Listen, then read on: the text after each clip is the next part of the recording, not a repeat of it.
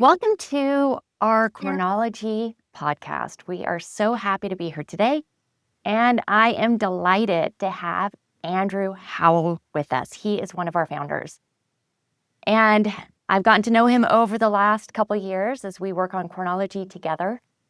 He has been in estate planning for over 20 years, and he runs his practice on the foundation that he really wants to know who his clients are and why they are the way they are before he tells them and talks to them about what to do.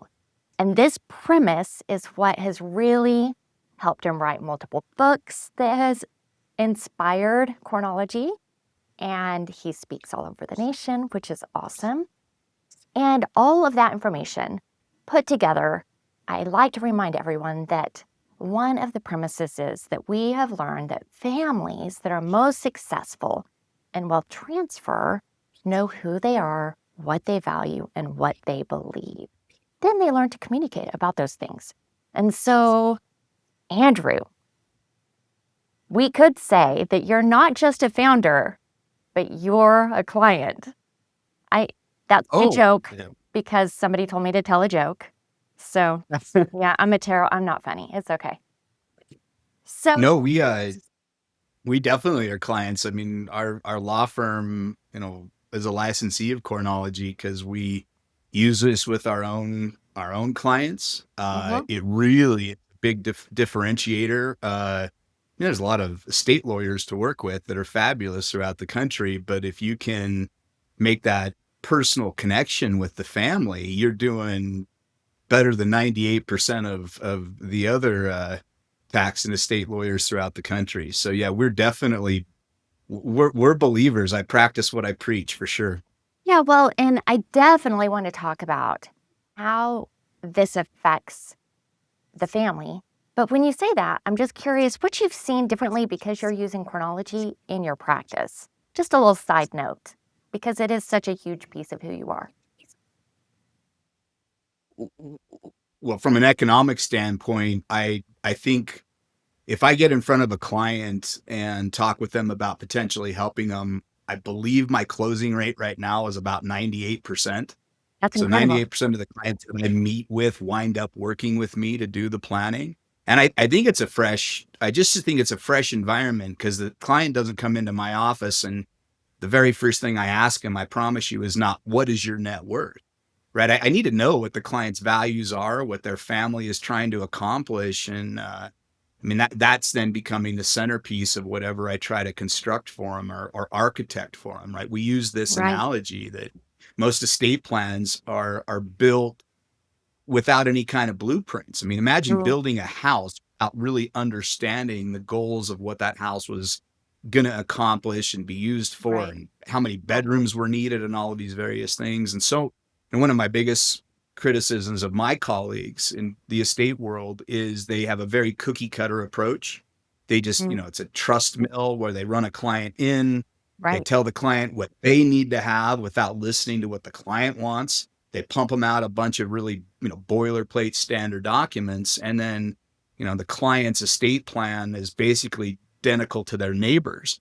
And I don't know about you, but I have a lot of different core values than my neighbors do. And so I don't want my estate plan to look like everybody else's. And having it so specifically tailored is extremely important. And it's being demanded. I mean, my yeah, clients yeah. are demanding this now.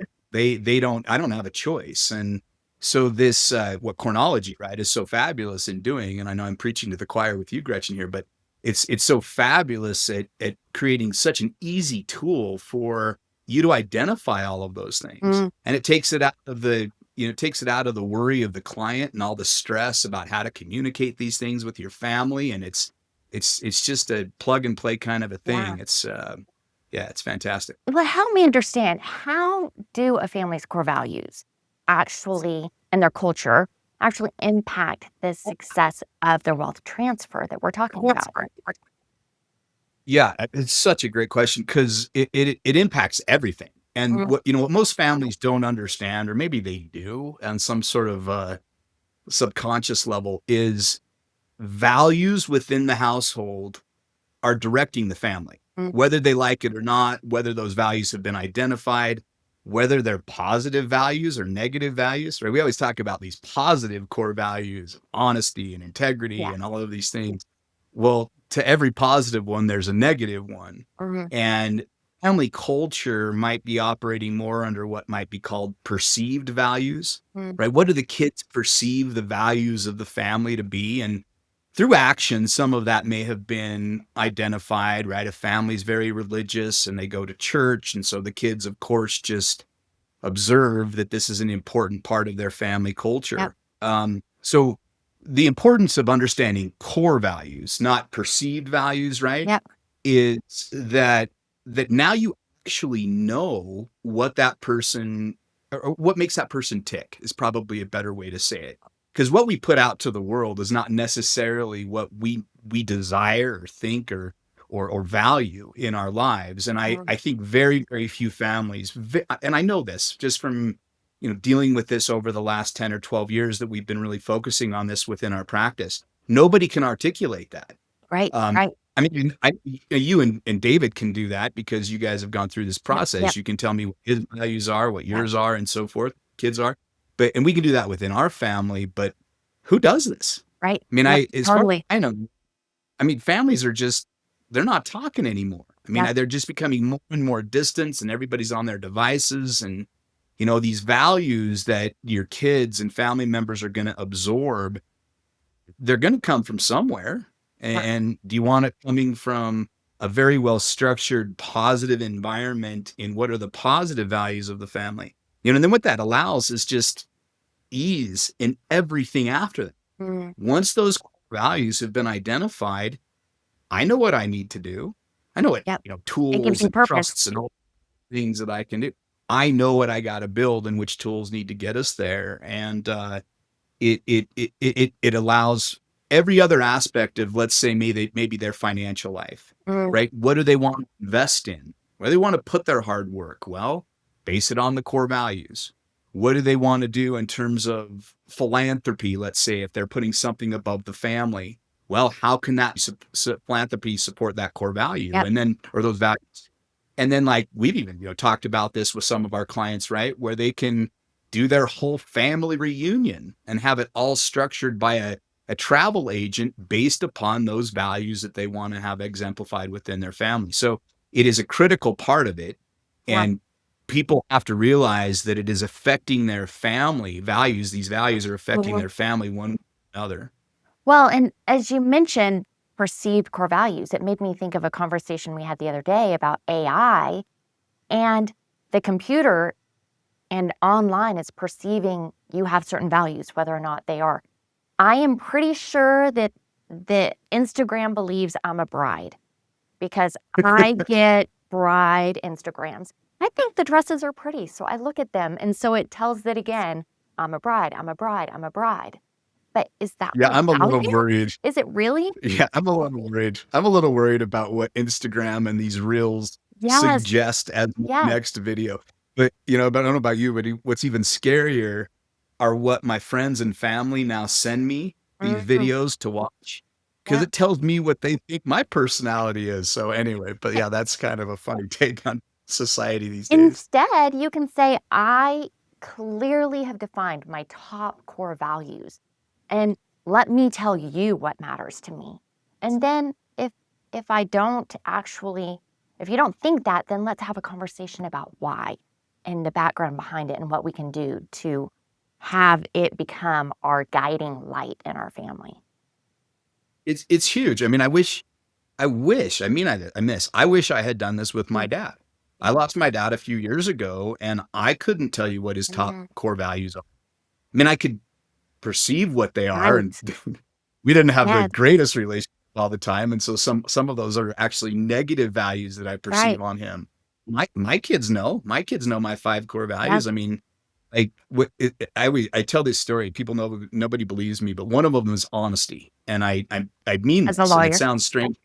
Yeah, from a lawyer, right? We are liars, right? Um, when I'm explaining to my family that and my kids that honesty is really important, and it's based upon life experience, right? We talk about this as Mhm. well, which is all of your core values are based on life experience, which is why, Gretchen, you're going to have different core values than I'm going to have, Yep. right? There's a 1 in 15 million chance we're going to have the same ones. And you think mine are admirable, yours are admirable, of course, but it's because we've had different lives. And early on in our lives, there was a member of our family that was really dishonest with the family, and then, still causes issues and family dynamics, and people don't want to sit together during Thanksgiving, right? And all those kind of things. Yep. And my kids see it. My kids are, I think they're smart. They're smart. I was giving They, grief on these things, but they're good kids. But they go and they, why doesn't Uncle so and so want to sit next to this person? And you're going, well, this is what went on. And ever since Mhm. then, I just decided, to a fault, that I'm going to be honest, and Mhm. I'm going to speak my mind, right? And Right. Gretchen, you've gotten the brunt of this, I I think, love a it. couple of times. But and I'm in trouble with somebody all the time in this politically correct environment. But when I'm having this conversation with my kids, what am I doing? I'm teaching family lore, Mm. right? I'm explaining, who we are, the Yep. legacy that the family has had. Legacy isn't just future looking, it's backwards looking, Yep. right? And what are the burdens of legacy? And because again, that is a different definition of it. But what are these burdens that we carry with us as a family? Right? They're collective things that need to be identified. Because if they're not identified, sometimes they hang on Yep. forever. So again, the point is, look, honesty is important to me. Now, what does that tell my kids? I'm not preaching to them, right? I'm not saying, Thomas, shame on you. You were so dishonest last week and you're going to be punished. No, they're just learning it's really important to me how to deal with me. I mean, Yep. they go and they wreck my car. I'm not going to be happy about it, but we have insurance. If they Right. lie to me about it, Right. I'm going nuclear, Right. right? So Right. Yep. it's a way for us to understand each other, and we've talked about this before, and we're not doing it with a lot of people, but we play it in the reverse, right? I've said to my wife, what are the core values I think she Mm. brings to me, Yep. and vice versa. It's extremely powerful conversation, and what a validating experience that you actually think your spouse likes you. So it's a fun thing, right? Yep. So it is incredibly impactful if a family is able to articulate what they're trying to accomplish. I mean, they work so hard building these estates and these, quote, legacies that we use, but very little time is spent in what's that legacy is going to look like 10 years from now, 20 years from now, 100 years from now. So it's critically important to do So, that. Andrew, tell me, when in your practice, as you're going through an estate plan with a family and you see they have their core values because you've gone through the process and helped them identify their core values using COREnology, then what how do you see that change their output? Well, ambivalence is a big part of estate planning. I mean, Mm. nobody wants to do estate planning. 70% of the population doesn't do it at all. 30% of the population who have done it haven't reviewed it in 18 years. It's not a fun thing, right?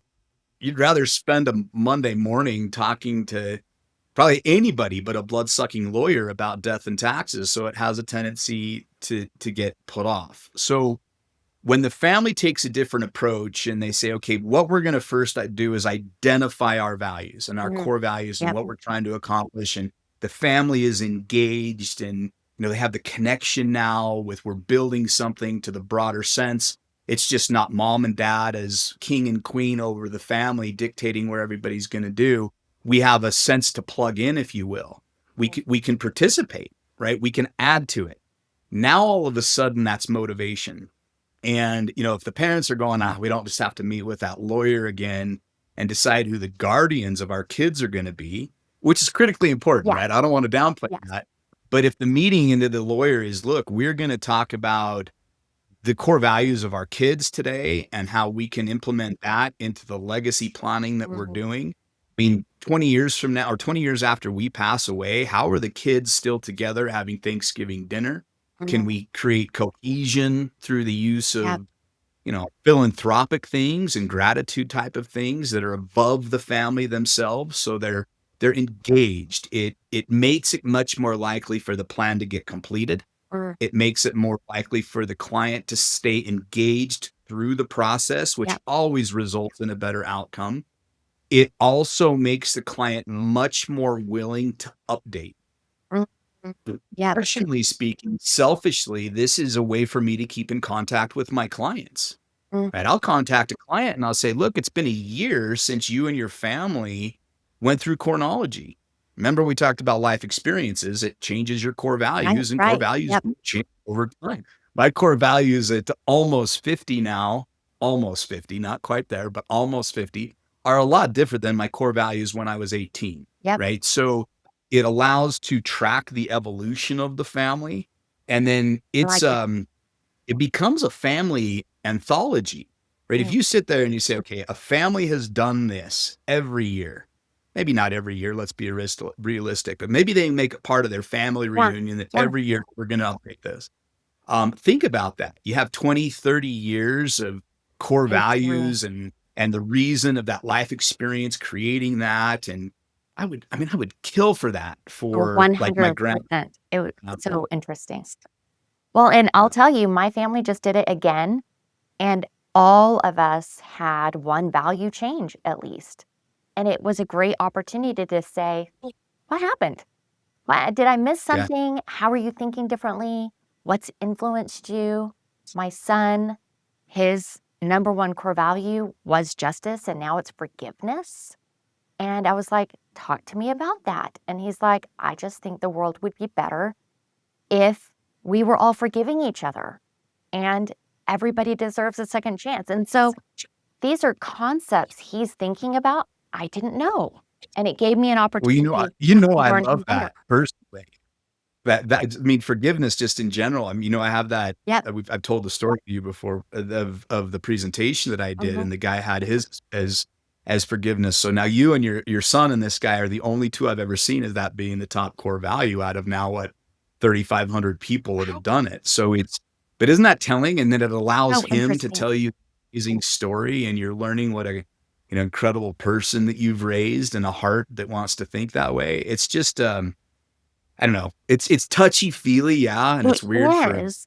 or you're talking about touchy-feely stuff, but it's getting up in the morning and drafting a new will for somebody, it doesn't put a spring in my step after 23 years at practicing law, right? But getting to meet with a family and hearing like a story like that, Yep. what we find changes a lot in the COREnology report, and I don't know about you, is the other kind of gradients like communication Right. styles. Yep. A lot of times we'll find when we get that report that mom and dad think communication is really good within the family, but the kids feel they're not being listened to or have the ability to participate. And that's a fun one. That's a fun metric to see change Yep. over time, where next year kids feel like they're much more engaged. Yeah, it's really cool to see how that evolves. Or even just seasonally. This is a season in our life that we're crazy. And so we don't feel the same cohesion. And so, oh, Well, that's a good identifier. Like, let's spend some extra time with our family. we did recently for a client, their daughter is getting married, and they had the daughter and the soon to be son-in-law go through it Awesome. so they could get very, very clear on their core values as they Yep. get married, right? It's marriage counseling, if you will, Yeah. but again, it was just and the client brought that. He's like, "Hey, Andrew, can my son or can my daughter and my new son-in-law Yeah. go through that so they can be clear?" That's amazing. I love that so much. Um, well, can you tell me any stories of actual families that you've worked with that because they got their core values, it made them more successful in their Yeah, God, I have a lot. I mean, honestly, I don't know if we've had a client and a family that has gone through this that was not impacted in a meaningful way. right? I honestly that there has never been a session that I've been a part of that didn't result in tears. Okay, and Yeah. not necessarily tears of sadness, but tears of meaningfulness. Yeah. Right? I mean, Yeah. if you think about the deep stories that families can get into as they're talking about why there's a core value, it can bring out some tremendous hurt. Mm, It can bring out, I mean, that they're expressing and they're explaining and they're being vulnerable. I mean, I think most people will talk about themselves if you give them the space to do it, right? mm, And you make them feel comfortable, and yeah, they should feel comfortable, right? This is an open space, right? What we're trying to do here is lay it out. Your family wants to understand who you are. And a lot of us don't like to talk about ourselves, yeah. quiet and stoic and so forth. But I do think that that is starting to relax and people are being more willing to share those things. So pointed a lot of examples. One that I can think of, and it's a little bit off topic, not off topic in terms of of what we're talking about, but I think not directly answering your question, which is one of the many reasons my wife hates me because I don't do that to her either. But we Ever. had a family and we're working with it's a high net worth family here in Mhm. Utah, and they have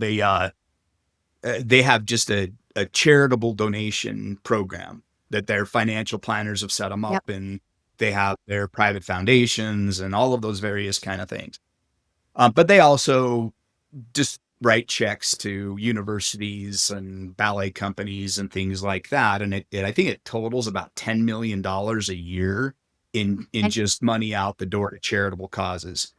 Wonderful, right? Yeah. In Or Entrusted, we have a whole chapter dedicated to how important generosity is within a family dynamic. And so I like it. The problem is it didn't mean anything. I mean, the mm, kids didn't even know where the money was going because parents were just directing it for the tax deduction.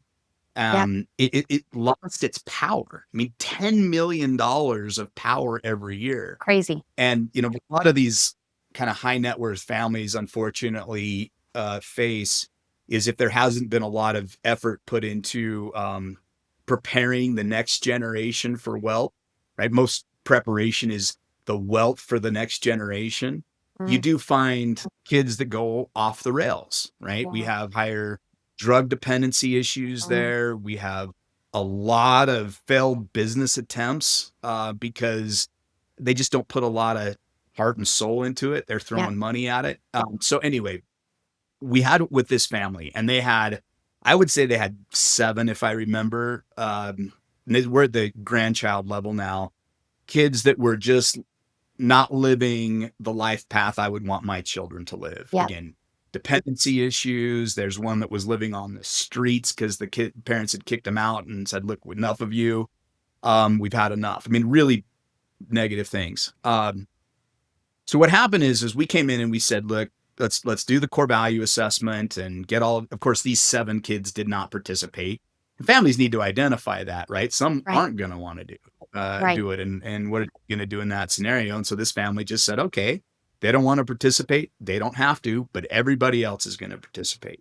Okay. And we identified, look, you have $10 million that every year you're just sending out the door with no thought. What if you created a charitable committee to your family, let's say, and that charitable committee consists of these 7 kids, Wow. right, that are off Yeah. the rocker, and put them in charge of the $10 million of gifting? Where is it going? But they Mm, can't just say we're going to write a check. What they have to do is put more involvement in it, right? We always tell people it's really easy to give away somebody else's money, right? You've got to have right. those 3 T's involved to get it impactful to yourself, meaning you've got to put your own time in it, Mm, your own treasure in it, meaning your own money, or your own talent, or all yeah. 3 of them. So we said, okay, look, guys, make these kids that identify a charity, something in the community that they're passionate about. And it was different than grandma and grandpa, let me just say, but they were all qualified charities and so forth. But before we're going to send a big check there, you need to go down, you need to meet with the director, you need to get a tour of the facilities. Like one of them was the 4th Street Clinic here in Salt Lake that helps Yeah. provide medical services to homeless. Wow. And this Awesome. it was the homeless child, right? Yep. He's like, look, I've been there. He's like, I Right. want to help Wow. they need money. So that kid sits on the board of that company right now. Wow. And we didn't bring all 7 out of this, the gutters, let's say, but 4 of them are just completely changed their lives around. And it was the ability to use that value of generosity and philanthropy that they were already doing it, but redirecting it into their family dynamics, right? Wow. It's aligning the family core values, Yeah. the intangible assets with the tangible assets of the family. So that's been a great success that we've seen. I mean, yeah, not all seven, but if you could take one and Yeah. change their life, is it worth it? Every human, to me, every human is worth it. So I love that story so much. Changing lives through values is huge. Um, I'm curious if you have seen families that had no values and how it affected them. And Oh, and the outcome, the pain that you've seen. I know that you guys, I mean, you were motivated to do all this research because of what you witnessed, but curious about what you've seen. yeah. So I'll be vague here Yeah. because anybody that watches the video and knows me, they're gonna maybe know who this person was. So in college, I had a friend. He wasn't. I was in a fraternity. Nobody hold that against me. But a couple of years into our fraternity, another guy came in, and you have big brother, little brother in fraternities, and he wound up becoming my little brother. And he came from an extremely wealthy family. I mean, this and they had done basically no planning, I think, beyond the basics, kind of wills and trusts and things like that. But if I remember correctly, he was worth somewhere between 80 to $100 million when he was 18 years old. Okay. Wow. And That's some pressure. really just an amazing guy, really nice. Uh, I don't think he felt comfortable, to be quite honest, with the money. He was very reserved. He was hard to get to know. I mean, he was my little brother in the fraternity house, and I can't even say that he was a great friend. He just kept a Yeah. distance. I think he always felt people were out for his money, and Mm.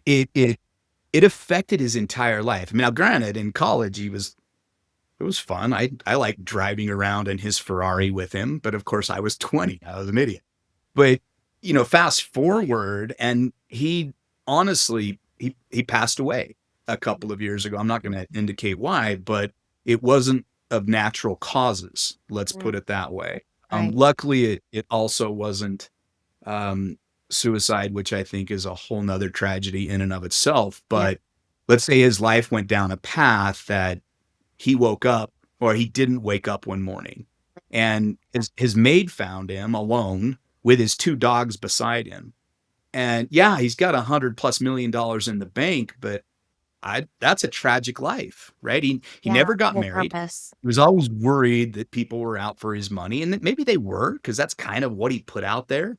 Um, but yeah, that family had no vision about what Yeah. their legacy to be, and it's actually it's a large family because there were no number of brothers that own this company, and it actually trickles down a significant amount of wealth.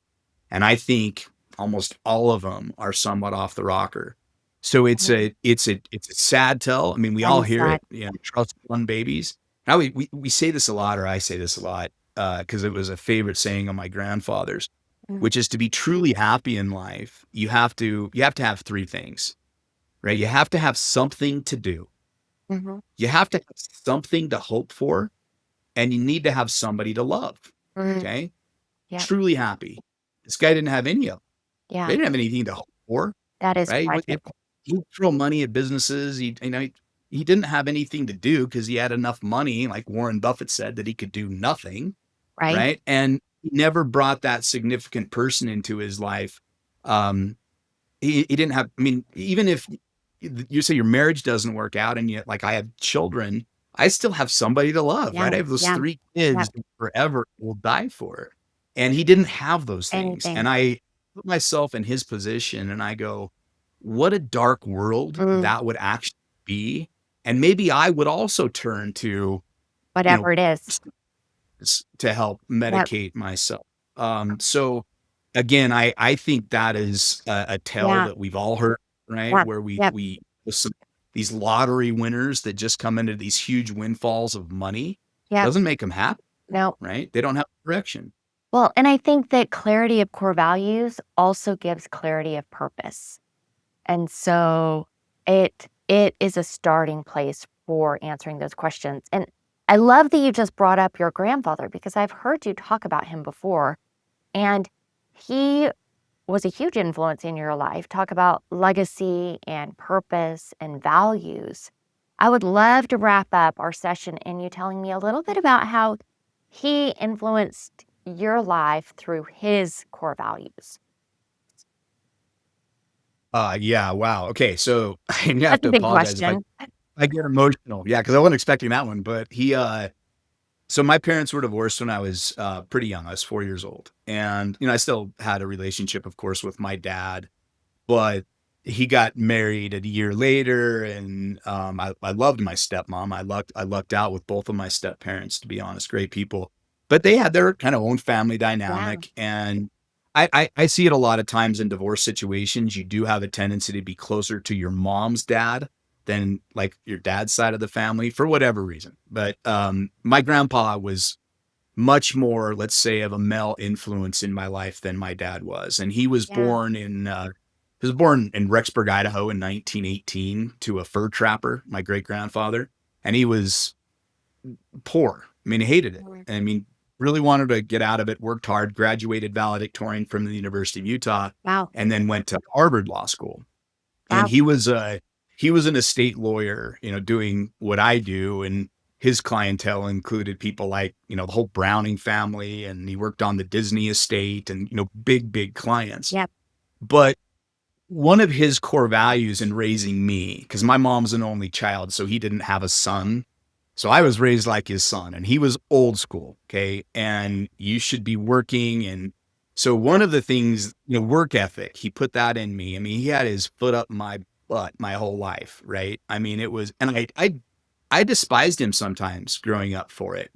I love him for it now, but Yeah. he would actively bring me into his law practice, and I would sit in the corner as he would meet with, he had billionaires at the time that he was representing. And this is, 30 year ago Yeah. billionaires.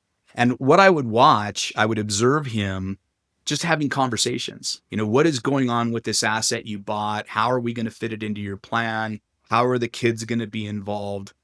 And so when I got out of law school, I didn't want to work with him because he was so well known, and I didn't want the nepotism feel. I want to make it on my own, whatever. So I joined a very large law firm in Salt Lake, and it was a completely different feel when I got in there. It was that trust mill, right? We talked Yep. about before. It Yep. was, hey, you bring a client in, you get the most amount of money you can out of them, and you give them a bunch of documents that they're never going to look at again. And so it didn't feel right. So Mhm. he definitely instilled to me, not just again the work ethic kind of things that we were talking about, but how to practice law. And I was at that firm for 7 years, and then I'd had enough. I said, look, I need to do it in a different way. My clients were asking for it to be done in a different Yep. way. The firm was rebelling against me doing it a different way because they have their systems, right? Yeah. And all of these systems that have been Sure. developed over pretty recent times, right? The belief that you want to pass the most amount of wealth on to the next generation Yep.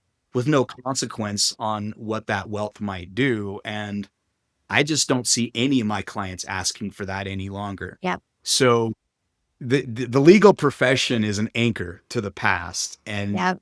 dragging them into this idea of lawyers talking about touchy-feely things like core values and it's they didn't like it. And Yeah. so yeah, I think my grandpa was a huge influence on me. He also set up our family trusts and dynamics, if you will, Mhm. to perpetuate this legacy ideal. I mean, right now it's basically my mom, my sister, and myself that, in essence, run our family partnership. We talk every day, right? Wow. I write my mom every morning. We're talking about business things, and it keeps the family together.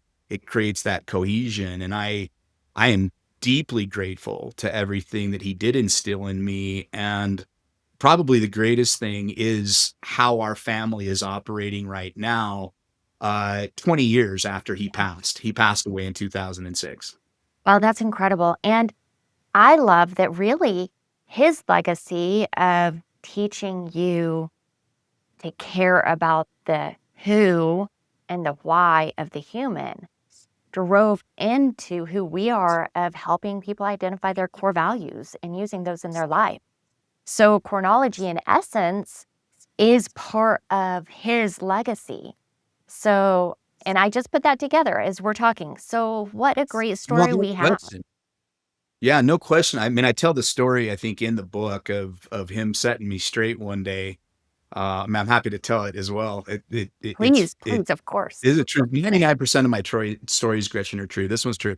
So I was down at his office. I was probably 13, 14 years old. Can't remember exactly the age. And I don't know, I think I was a good kid. I didn't get in any major trouble, but I was also arrogant and cocky a little bit. And so I was walking down the hallway, and he had some, associate lawyers that worked with him, and I had kind of become friendly with one of the younger ones, and we were just, talking back and forth.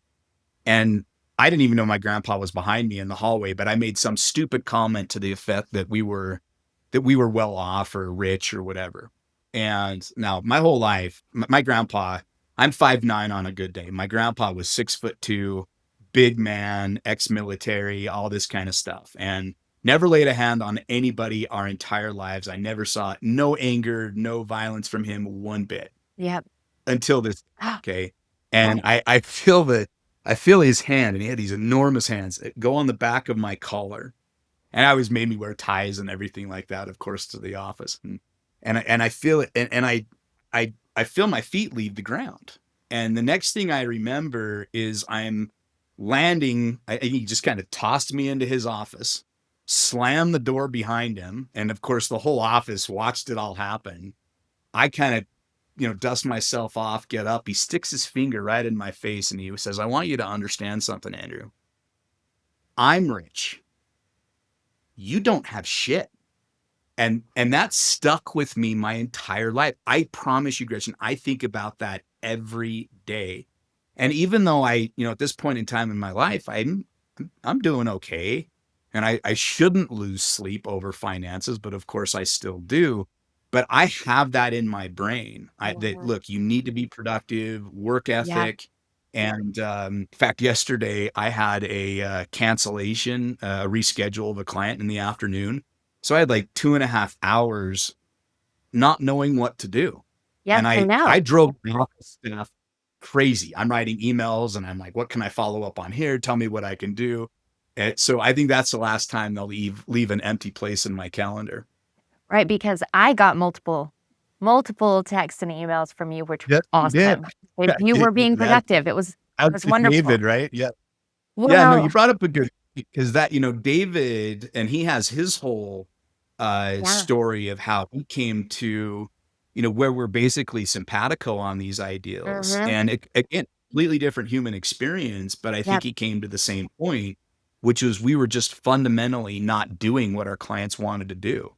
So I think it's a combination of the legacy within my Yep. family and David's legacy within his family, and 100%. then our also just our experience in terms Mhm. of practicing law and working with clients and how to, navigate this. Well, I feel incredibly lucky that I am also experiencing the world based upon your experience and your grandfather's experience. So I am so glad I had a chance to have you with me today, have this conversation. Um, if you are watching us and you are curious about what we're talking about, how do you find your client's core values? How do you understand your client on a deeper level so that you can help change their legacy and their future?